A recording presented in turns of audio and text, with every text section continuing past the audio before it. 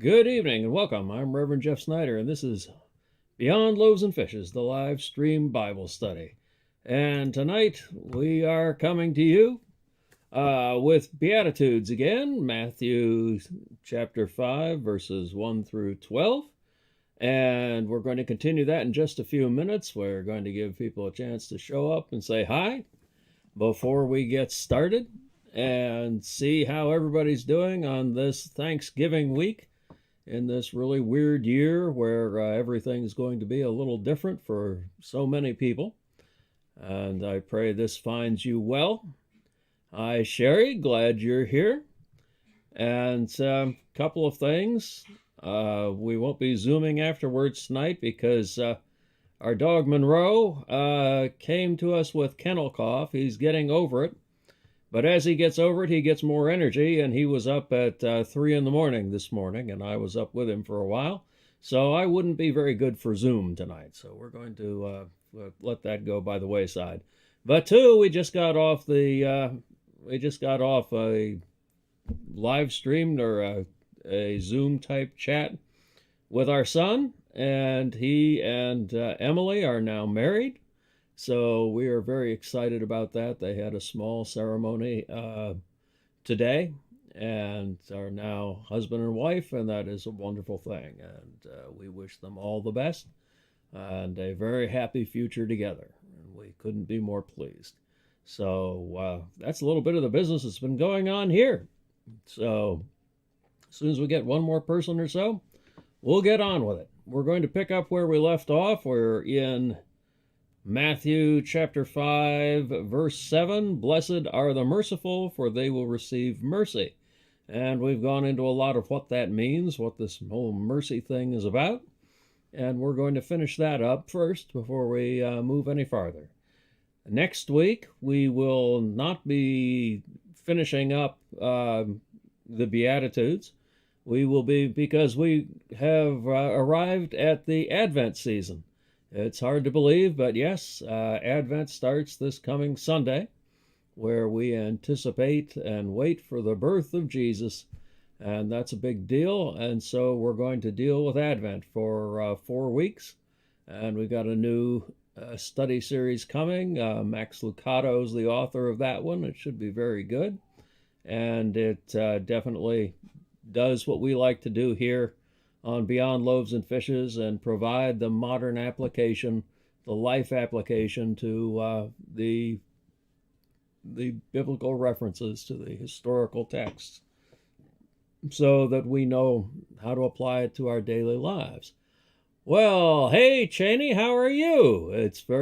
I'm very glad to have you and the family with us tonight. It's exciting times. As I was just saying, we just heard from our son and now our daughter-in-law. Mike and Emily are married as of today. So we're very pleased for them and very excited to have a new member in the family. And Emily is a wonderful person. They are great together, and we're very excited for them. So here we are. But here we are, into the Beatitudes now. We're dealing with merciful, being merciful, and they will receive mercy. And so being merciful, as we discussed last week, changes the way you see the world. Thank you, Cheney. This is exciting news. Yes, indeed. Being merciful changes the way we see the world and how we see others and how we respond to them. Being merciful means that we understand people well enough to understand what it is to be merciful to them, how to apply that correctly, how to do things that people actually need to have done, rather than just plunging into something and hoping that it makes a difference. Also, it's transformative. It changes us as well as the people that we're working with. It gives each side a better understanding of the other, and really creates a dynamic where everyone learns and everyone gains from the experience. I'd call that a win-win scenario. How about you? Um, Understanding others also helps to prevent misdirected kindness. Now, what do you suppose I mean when I say misdirected kindness? Um, can you think of a situation where anybody tried hard to help you, but it was the wrong sort of help? It wasn't what you needed, so it was a kindness misdirected? I can tell you of a story of an anthropologist who was trying to help out, and he decided that it would be really a good idea if there was a well dug in the center of town so the young ladies did not have to go all the way down to the river with water jugs, fill them up, and bring them back. Well, he dug the well, and it worked, and no one used it. And he was baffled. He didn't understand why, until he started following at a distance to observe what was going on the way to and from the water source at the river. And what was going on is that it was the young women who were going down to the river, and if a young man was interested in one of the young women and wanted to make her his wife, he would introduce himself down there at the as she was coming back from the river or going down to the river, and if she dropped and broke the water jug that she was carrying, that was an acceptance, and they would get married. And needless to say, that isn't something they wanted interfered with. And so the well in the center of town wasn't used because the well broke a tradition that no one in town really was interested in having broken. So it was a kindness misdirected. And this happens to churches from time to time as well. If a church decides they're just going to go into the area and be helpful in some predetermined way, but haven't bothered to go into the area and ask people what they need rather than what they suspect they want, you can end up doing things that no one in the community actually wanted to have done or needed to have done. And that can be an aggravating thing. And that, again, would be an example of a kindness misdirected, which is something you really don't want to do. Also, from being merciful, tolerance and forgiveness grows because your understanding of each other has increased enough that you really begin to understand each other well and see where you've unintentionally stepped on each other's toes or how you have misperceived what's going on and caused offense. So it has that benefit to itself as well. Also, we often forget to ask ourselves why a person is acting as they are in a particular moment, and we end up missing what's going on. Perhaps the perpetually cranky or rude individual is actually worried about a crisis in their life or is experiencing continuous pain. And if we don't take the time to learn that that's a problem, then we can write that person off as a crank and totally miss the point and totally miss out on opportunities where we might be able to provide some sort of help or some sort of friendship and assistance to someone who could really use it. But you have to get to know them, and that's part of being merciful. That's this business of cultural humility that the PBA is going on about, is learning about people who are not of your own community so that you understand them well enough that you are better able to treat people mercifully and be better neighbors to each other. So, and we can see, hey, Lisa, glad you're here tonight. Welcome aboard. And we can see how those kinds of misunderstandings can spiral out of control both ways, leading to a lot of false assumptions, leading to a lot of destructive behavior. And God knew God knew us better through Jesus. And God is with us. God lives our lives through Jesus, knew our joys and our pains in a very human way. To understand our aspirations and our woes, our triumphs and our tragedies, and what it means to get up on the wrong side of the bed or get up with a stiff back in the morning, or really need that first cup of coffee or whatever the caffeine delivery system of the first century was. I know it wasn't coffee beans, but there had to be something. So, in fact, that'd be a good research project for somebody. What did they use back in the first century AD to wake up in the morning? So this is what mercy is all about. It's getting to really know someone and understand their perspectives, their way of experiencing the world, and what hardships they've had in their lives that might be inherent to the people that they come from, so that we can better understand and take more seriously when somebody says, this happens to me, this negative thing, and we don't just out of knee-jerk reaction say, well, that's never happened to me, so that can't be true, right? Alicia, welcome aboard. We are very glad to have you with us tonight. I hope you're doing well. I hope you're all doing well tonight. So this is delightful. I'm glad to see so many people here this evening. So, and a possible reinterpretation for this blessing. And Julius, hi. Wow, I'm glad you're all here. Of course, this is the night where I had insomnia last night because the dog was up late. And I decided not to have the Zoom meeting because I would be only semi-articulate at best. And now, of course, we've got this big turnout. Oh, well. Sorry about that. So, a possible reinterpretation of this particular blessing could be, oh, the bliss of the person who gets right inside other people until that person can see with their eyes, think with their thoughts, feel with their feelings.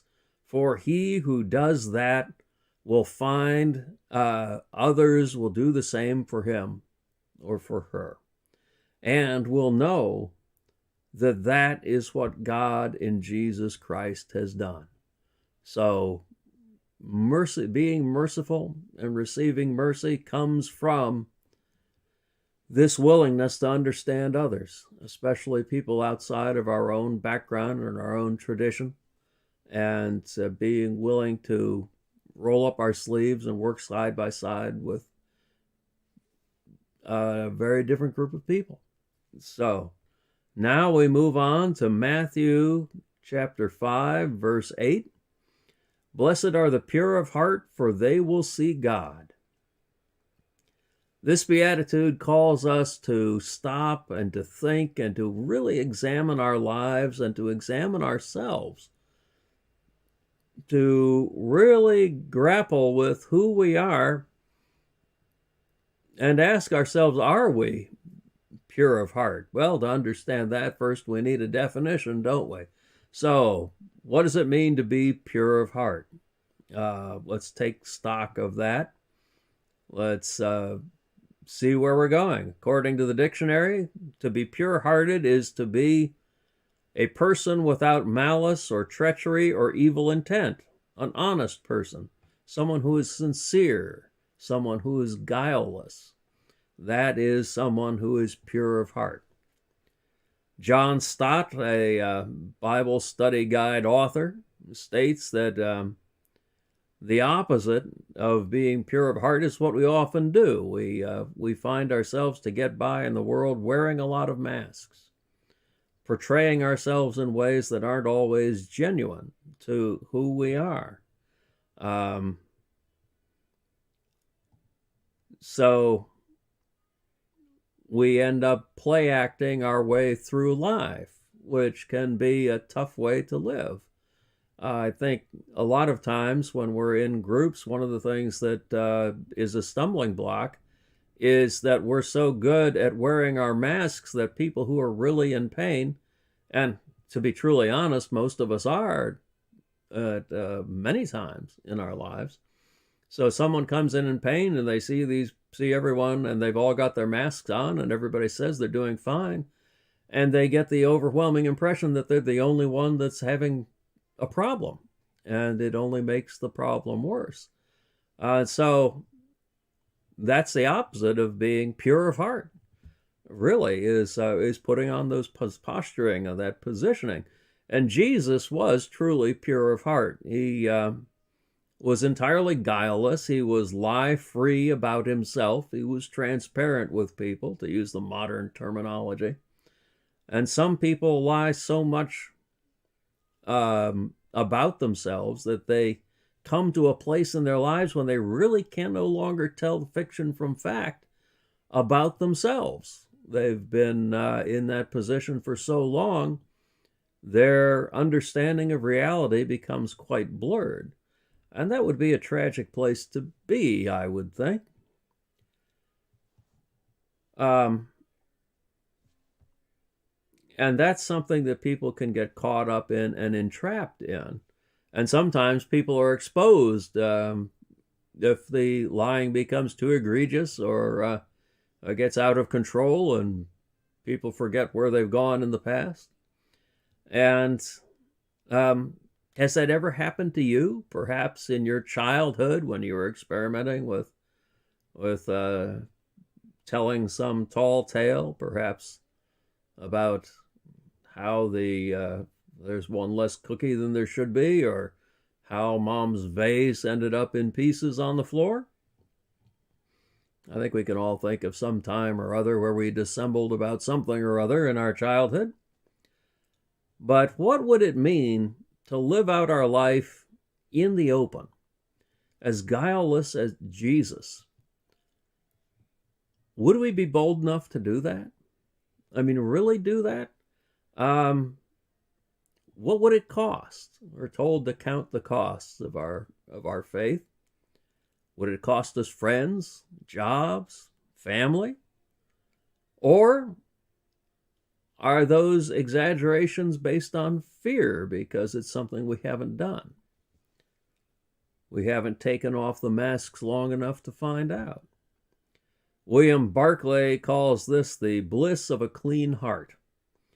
And clean in the sense of uncontaminated or pure, having no fillers or additives. A person without mixed motives, somebody who's trustworthy, someone who is without malice or treachery or evil intent, as going back to the definition. Do we mere mortals do things this way? Are we able to do that on a regular basis? Do we ever have unmixed motives about why we do what we do?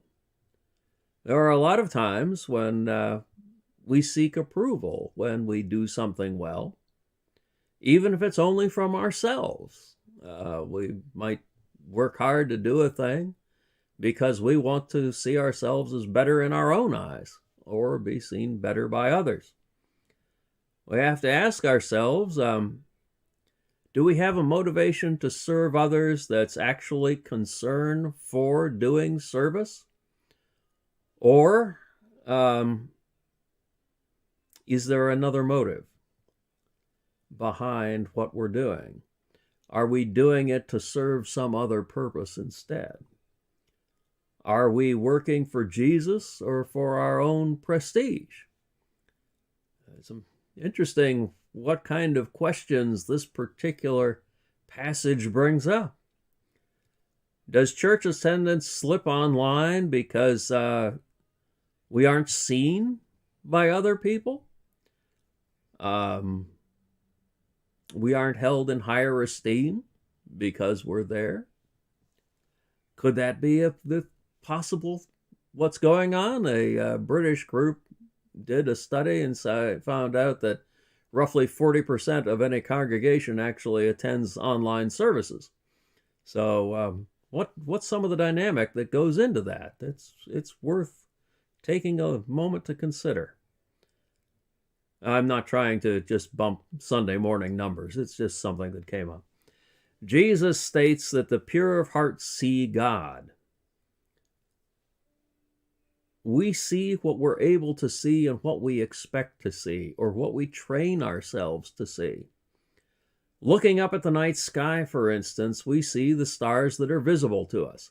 And it looks like a lot, but it's actually only a few thousand of the billions and billions of stars out there.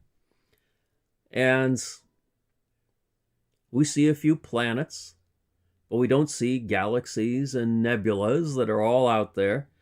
But trained navigators can look up at the same stars and see their way home, or navigating to an exotic port. An ordinary person walking through the countryside, walking down the country road, sees fields and bushes and trees, tangles of weeds and flowers and grasses, but a botanist sees a whole lot more. A botanist knows the names and the uses for the plants, can see things of great value out there in the field.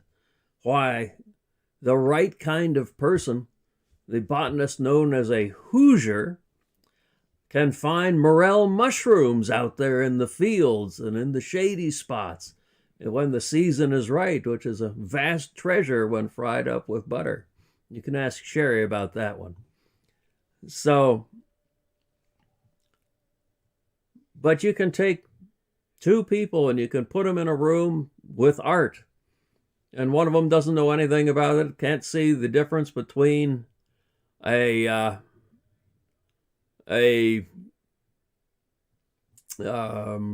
Rembrandt and a kid's doodle.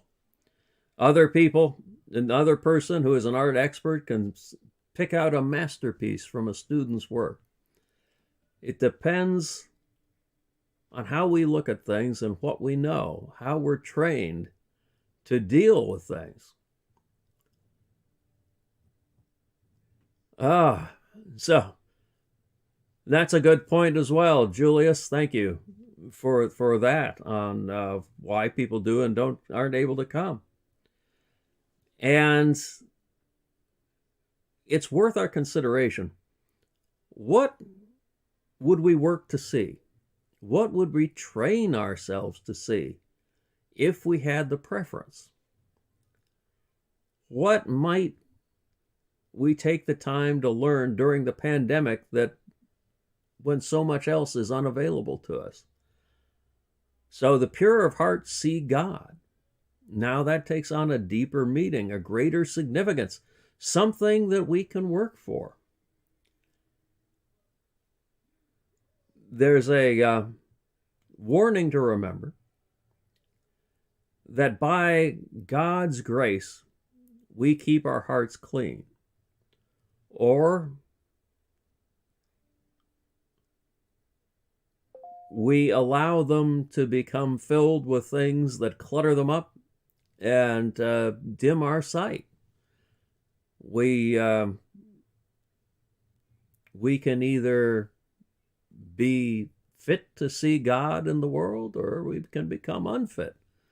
It's sort of a matter of we are what we eat, we are what we consume. So what will we see today, tomorrow, next year, in 10 years? So what are we going to train ourselves to look for? For instance, when I got my camera and a fairly long lens, I started taking walks and started photographing birds. I got better at it over time because I started to understand where they hung out and where how they moved and when they were about to take off.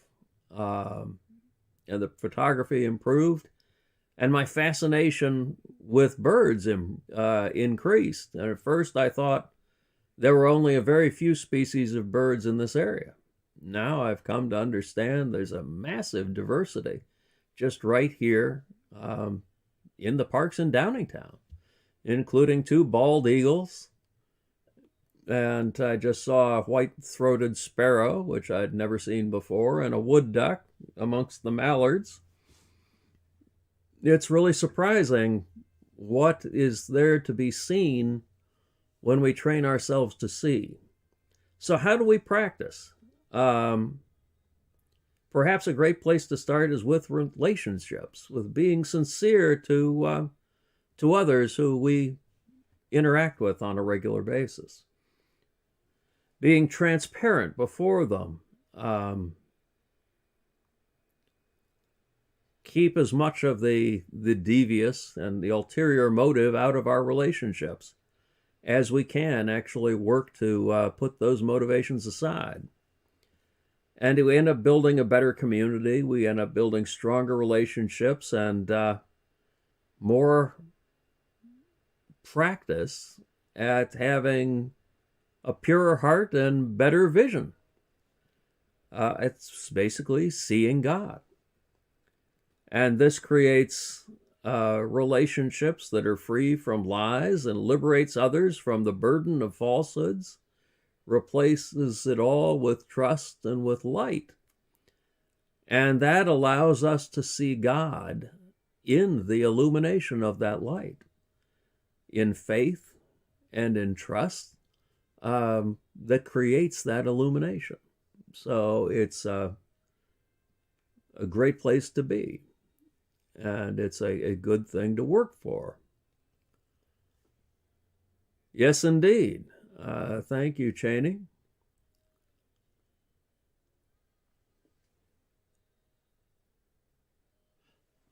Takes me a minute to read some of these,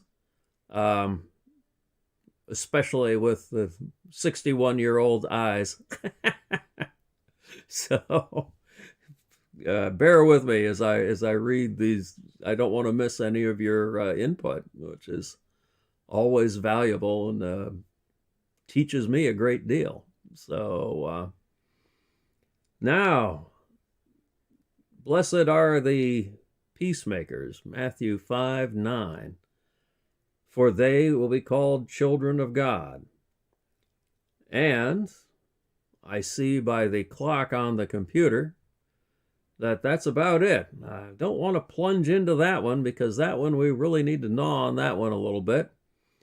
And then we get into the 10 through 12 after that, which is sort of the reality check in the Beatitudes, all these blessings followed by, and of course at the same time, you're going to run into a peck of trouble for following me. Jesus is always up front with people about what they can expect. And Jesus doesn't let us get away with wearing rose-colored glasses, but we'll get back to that later.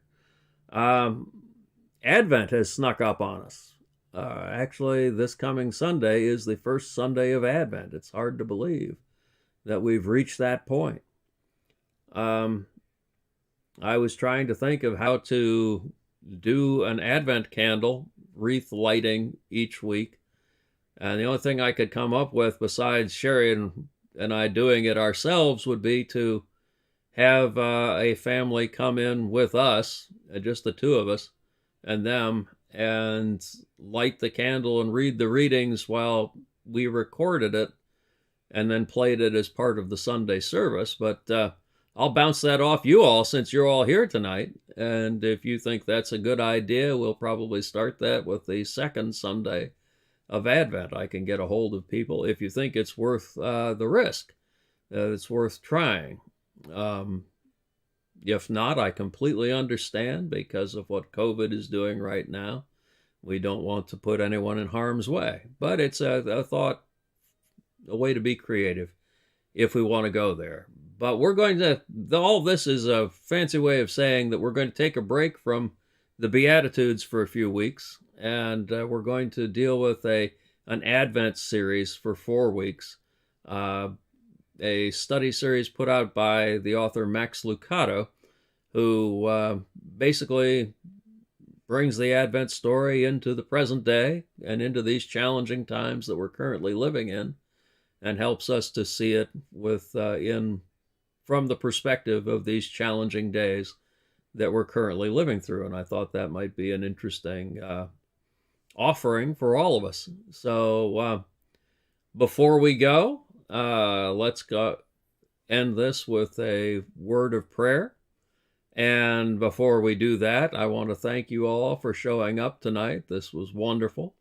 I really appreciate it. And I'm glad you carved out some of your valuable time to spend it in Bible study with me tonight. That's a delight. And I enjoy our visits every time and learn a great deal from you all and really enjoy it. So now let's pray together. Dear God, we thank you for this time together. We thank you for the blessings of community across the miles.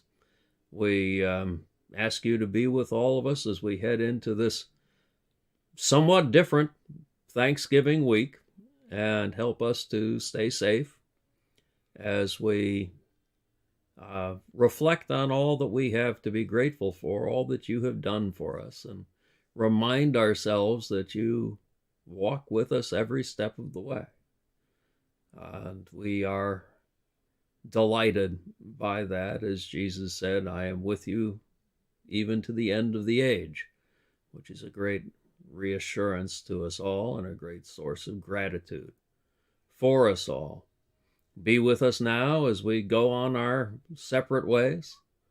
Strengthen us, and thank you for these words of wisdom that Jesus imparted upon us and have been recorded for us to consider so many generations down the road and make ourselves better Christians in the process. Thank you, and we'll meet again soon. In Jesus' name we pray. Amen. Well, bless you all, and you all have a good night, and we'll meet again next week, and we will start a 4-week series. So happy Thanksgiving, everybody, and have a blessed night, and we'll talk again soon. So long for now. Bye-bye.